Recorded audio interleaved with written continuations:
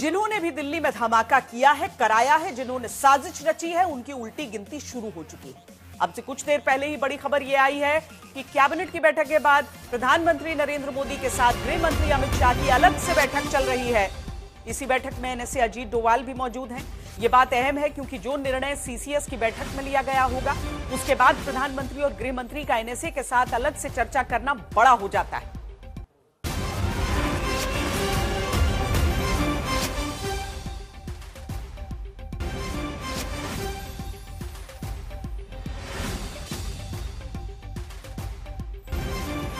सरकार कड़ा फैसला लेकर एक्शन लेना चाहती है, इसीलिए हर जगह कार्रवाई हो रही है। फरीदाबाद की अल फलाह यूनिवर्सिटी, जहां से धमाके में शामिल होने के आरोपी डॉक्टर उमर, डॉक्टर मुजम्मिल और डॉक्टर शाहीन का रिश्ता रहा, उसी यूनिवर्सिटी के करीब 60 लोगों से आज भी पुलिस ने पूछताछ की है। लिंक खोजा जा रहा है क्योंकि यह लिंक ही है जिसमें जैश ए मोहम्मद के आतंकी सरगना मसूद अजहर से जुड़ा एक पोस्टर, एक मैगजीन का कवर पेज और फिर दिल्ली धमाके तक रिश्ता बन रहा है, जिसमें कई कड़ियां हैं, कई किरदार हैं। हर किरदार की गुत्थी आज एक एक करके आपके सामने हम खोलेंगे।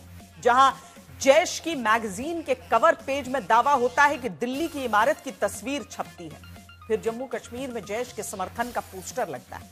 पोस्टर से जुड़ा होता है एक मौलवी, वो मौलवी जिसका रिश्ता एक डॉक्टर से जुड़ता है और फिर कई डॉक्टरों के बीच सिरा जाकर दिल्ली धमाके से जुड़ जाता है। हर किरदार के बारे में आपको आज बताना जरूरी है, लेकिन उससे भी पहले जो खबर आई है वो बड़ी है। सूत्रों के अनुसार फरीदाबाद आतंकी मॉड्यूल के मास्टरमाइंड उमर नबी बहुत खतरनाक आतंकवादी योजना पर काम कर रहा था। उसकी योजना 6 दिसंबर को दिल्ली में एक सनसनीखेज बम हमले की योजना थी, जो बाबरी मस्जिद विध्वंस की बरसी, यानी 10 नवंबर को जो धमाका हुआ, इससे भी बड़ा धमाका करने की प्लानिंग 6 दिसंबर को थी, ऐसा सूत्र दावा कर रहे हैं।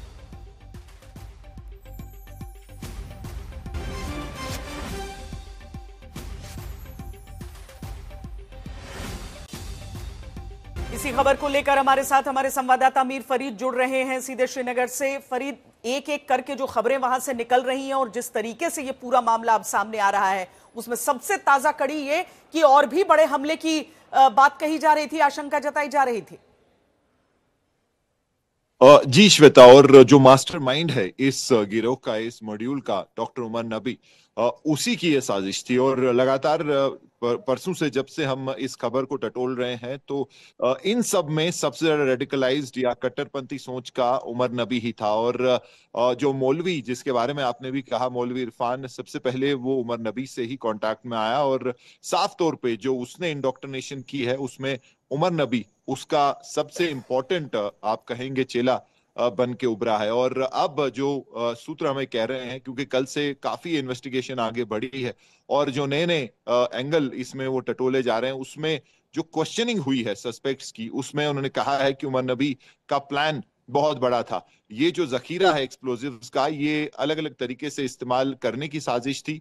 जहां एक सीरियल बॉम्ब ब्लास्ट का एक सोच थी, वहीं बाबरी मस्जिद डेमोलिशन की जो एनिवर्सरी है 6 दिसंबर के आसपास, वो एक बहुत बड़ा सेंसेशनल धमाका करना चाहता था दिल्ली में, और वो उसकी तरफ से एक मैसेज थी कि जो हुआ था उस दिन वो गलत हुआ था। तो वो उसका एक बहुत बड़ा मंसूबा था। लेकिन उससे पहले ही जब ये षड्यंत्र का पुलिस को पता चला और एक के बाद एक हिरासत में लोग लिए गए, तो साफ तौर पे जैसे हम कल से कह रहे हैं कि शायद वो पैनिक में आके वो अपना जो एक्सप्लोजिव से भरी एक गाड़ी थी इसको ले गया, डेटोनेट हुई, या फिर एक्सीडेंटल डेटोनेशन थी, वो इन्वेस्टिगेशन का मैटर है। लेकिन साफ तौर पे साजिशें बहुत बड़ी थी और जिस लेवल का एक्सप्लोजिव तकरीबन 3000 किलो के आसपास साफ तौर पे एक जगह इस्तेमाल करने के लिए नहीं था, मल्टीपल बॉम्ब बनाने की साजिश थी और उसमें बाबरी मस्जिद के आसपास भी एक सेंसेशनल हमला करने का भी एक प्लान था उमर नबी का। जी श्वेता, बहुत शुक्रिया मीर फरीद इस जानकारी के लिए।